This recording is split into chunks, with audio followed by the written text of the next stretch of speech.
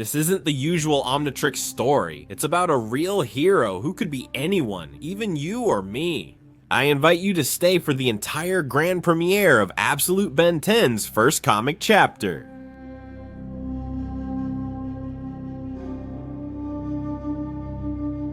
I still can't believe it.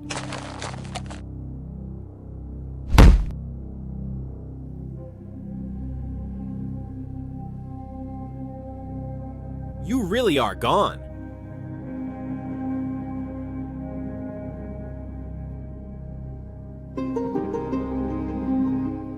This is the story of a 15-year-old Ben, an ordinary boy who from the very beginning you can tell has a hard time getting through each day.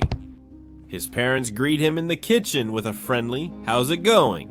His attentive mother asks, "What do you plan to do this season?" In basketball, the coach wants him back. He mentions to his dad very cheerfully. But Ben, in a very distant manner, replies that this year he doesn't feel well and doesn't plan to participate in anything besides regular classes. Ben feels very uncomfortable, so he decides to leave and wait in the car. "I'm stuck, Sandra. I don't know how to cheer him up," his father says worriedly. "Don't beat yourself up, Carl. Do you know how hard it was for you too?" Ben's mother says as they cry. Grandpa Max seems to have passed away, and all the Tennysons are going through a period of mourning where Ben doesn't seem to be taking it very well. Grandpa Max and Ben were inseparable. In the end, they know they just have to keep trying. At school, the bell rings and the teacher tells his students that they have finally finished classes. While all his classmates leave the classroom, we can see Ben slumped over his seat. Without will, without motivation, he's like an empty shell. Luckily, someone has come to see him. "Hey, Tennyson." His friends ask if he really won't play this season. "Are you serious? Last season we crushed everyone.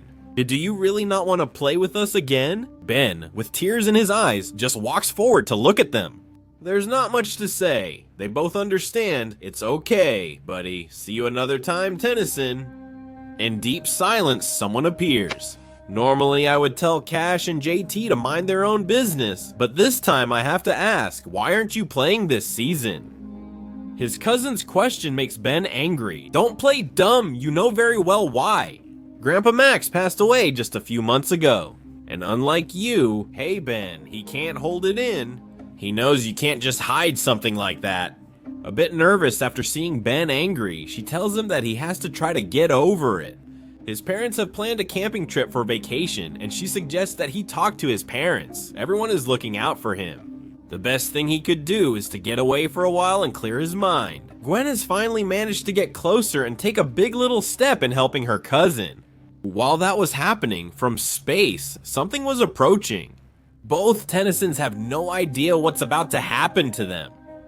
At home, Ben told his parents about the trip his cousin mentioned and is so excited he's already packing. Among his things, he notices something peculiar.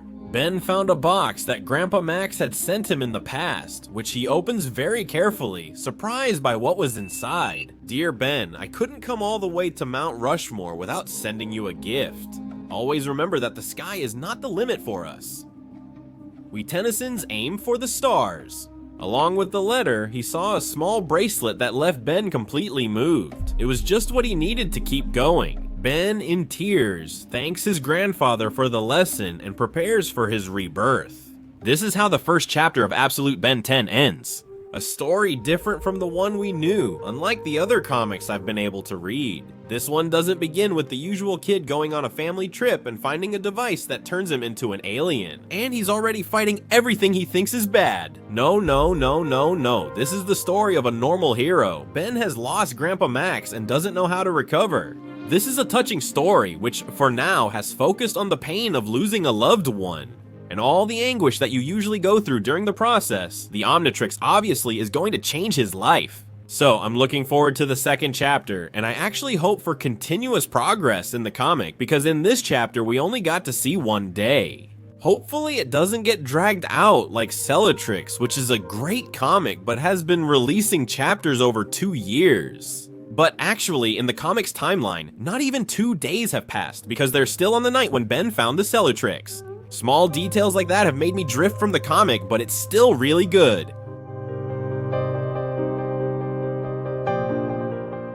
One thing that caught my attention is that Ben didn't get the Omnitrix. I hope Grandpa Max's last gift will help me find him. Some kind of tracker or even a key that can open this capsule.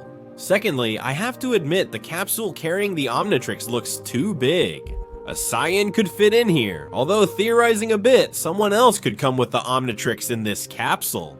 A key question, is Grandpa Max really dead? From everything that's shown in this episode, I can assure you that yes, you can't just portray a tragedy like that for no reason. And later on to say that Grandpa Max was just missing, because we all know that Grandpa Max tends to do these kinds of things. Disappear for months, pretend he's dead, and then suddenly show up in an epic way, farming aura.